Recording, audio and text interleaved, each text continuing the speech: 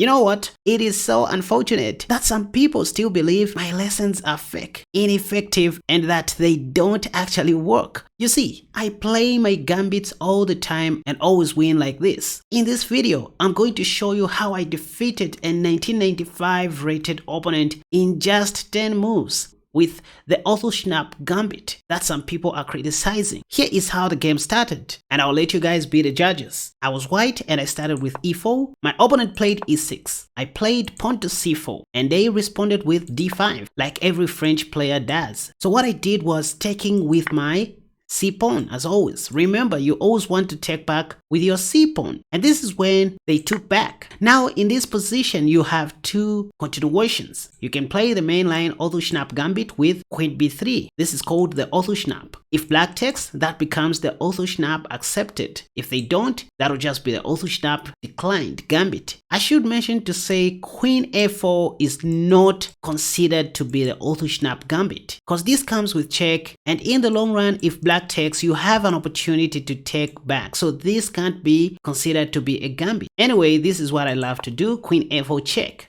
And my opponent played the top played move, which is bishop d7, threatening to capture my queen. Now this bishop d7 move kinda provokes two things. Number one, it blocks the vision of the black queen. Number two, the bishop stops guarding the b7 pawn. So this allows me to go queen b3, which is exactly what I did in the game, attacking two pawns at the same time. My opponent just ended up taking, and then instead of taking on b7, I introduced the light squared bishop into the game. Bishop c4, now double attacking the f7 and the b7 pawn. This is what I did to my opponent's soul. My opponent played the top played move, that everybody plays on leashes, right?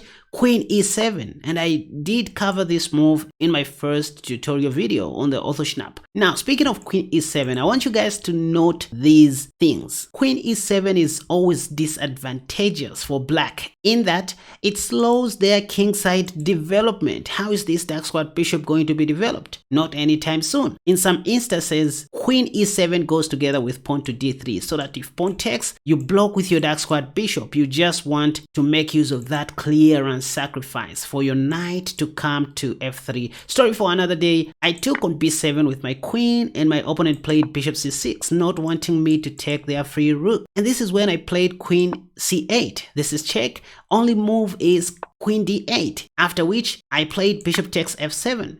The idea is if king takes, I was going to take the free queen. So my opponent played king e7, and this is the position that you saw in the intro. This is how I defeated my opponent. Now before I play one or two games, let me show you another cool trap that you always need to remember. Again, after e4, if black plays e6, it is time to surprise them with the move c4. After d5, remember to take with your c-pawn, and after pawn takes, you have an option to go queen b3 or play my favorite move, queen a4 check. There are instances when your opponent won't be playing bishop d7. In fact, the most common move here is pawn to c6. You have an option to go d3 and hold on to your position, pawn structure, or do as I say.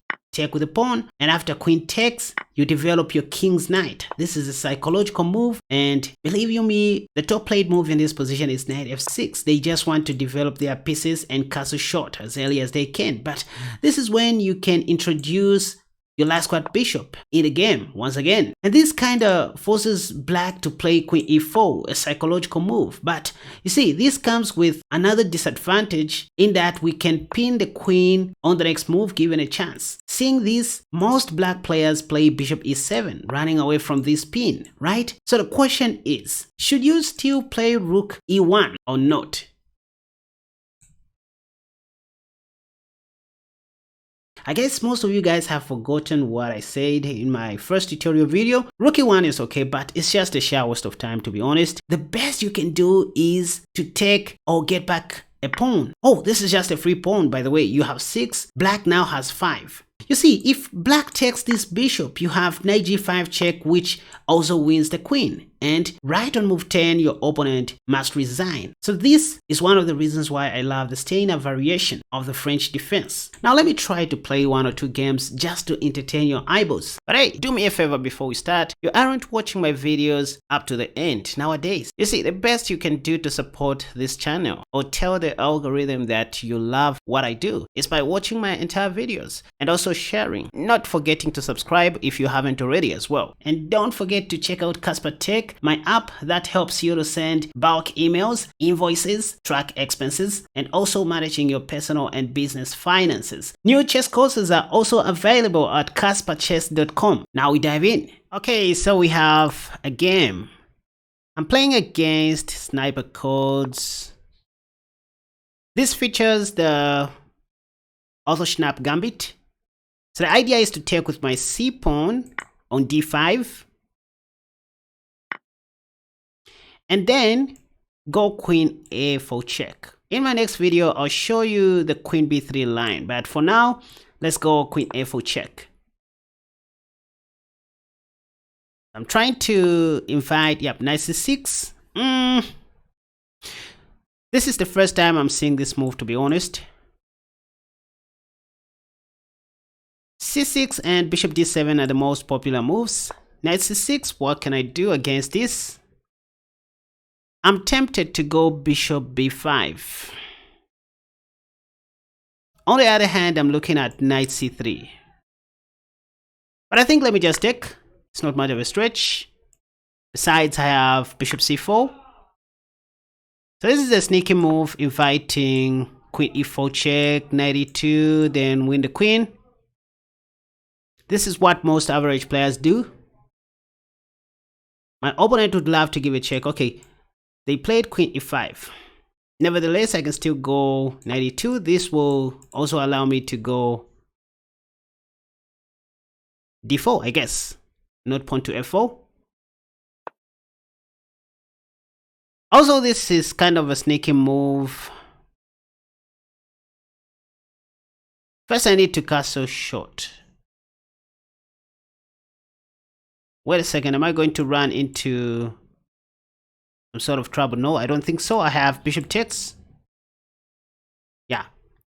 So I have bishop takes if knight d4 is played. My opponent thinks they are going to double attack my knight or something like that. Okay, my opponent is doing everything well. So far so good, but I can do better. I think let me develop my... Why can't I just attack the queen so that if knight takes, I take like that? Oh, is that? Or maybe I should play rook e1. This is a tactical move, kind of allowing this pin to happen, and then I'll take like that. Yeah, I guess this will be a very sneaky move, trying to checkmate my opponent very quickly, inviting knight d4, knowing that I have this and that. So if knight takes, I'm gonna take back with tempo. Rook takes. Ah, my opponent has eyes. All of my tricks are not working. What am I going to do to my opponent's neck? So let's do this. Maybe targeting that free pawn. I'll show you what I wanted to do with rook e1, but I guess it wasn't even a perfect move. At the end of the day, I'm just a trickster. If you know, you know. So, what to do next? My opponent is trying to ask for a queen trade. I don't want, or maybe I should just accept that queen trade, knowing that I'm going to walk away with a pawn, an extra pawn. But I'm very tricky with my queens. Okay, let's just finish this game very fast. So let's do this. So I'll take back with my other pawn. I don't understand this, but I think this gives me time to do other things. I can't play d4. That'll be checkmate. So knight c3. By the way, that was just a free pawn.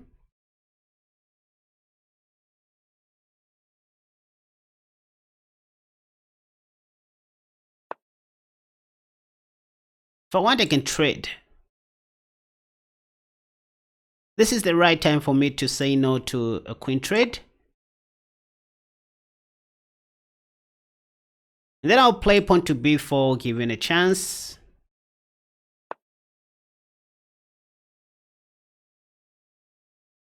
Yeah, this is a mistake, I guess.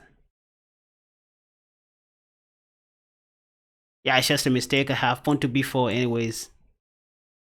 Oh, is there any sacrifice? I have pawn to d4. So a3, b4. I didn't see that, but it's not much of a stretch. I still have d4, I guess. Giving back a pawn. My opponent is playing so well.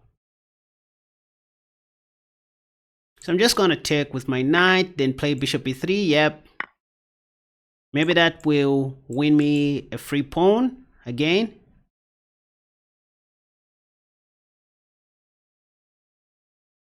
So in this game, I'm more of a pawn addict, like PAWN addict. Or you can call me a pawn star. PAWN again. Just to keep everything PG-13,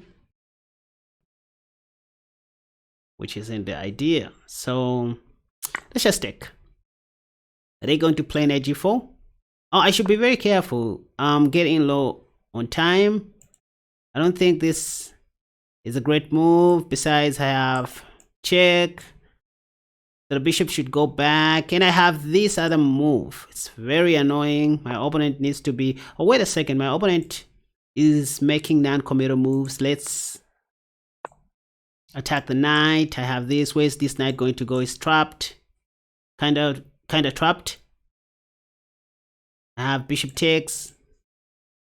Yeah, my opponent's position is very cramped. They don't have meaningful moves. Besides that, you see, this is one thing I love about the Arthur Schnapp Gambit. I guess I pronounced that, pardon my pronunciation, but you see, I just love this.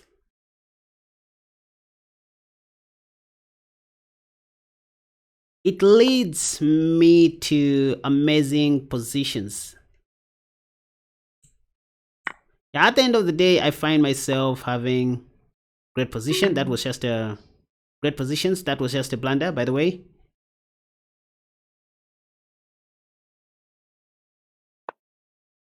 Oh, my opponent thinks they can flag me, so let's show them.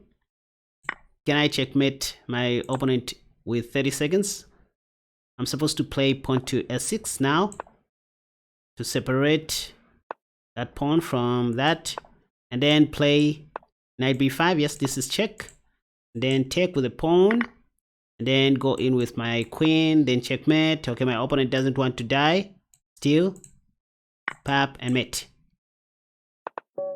Now check this out, you guys. If you want to learn more about these kinds of tricks or similar opening ideas like the ones I just shared, you can watch this video that has popped up on the top left. Another video that I highly recommend you check out to skyrocket your rating is this one that has popped up on the top right. But if you love Gambit videos, you can check out the video that has popped up on the bottom left. And if you are a lover of chess traps like myself, feel free to click on the video that has popped up on the bottom right.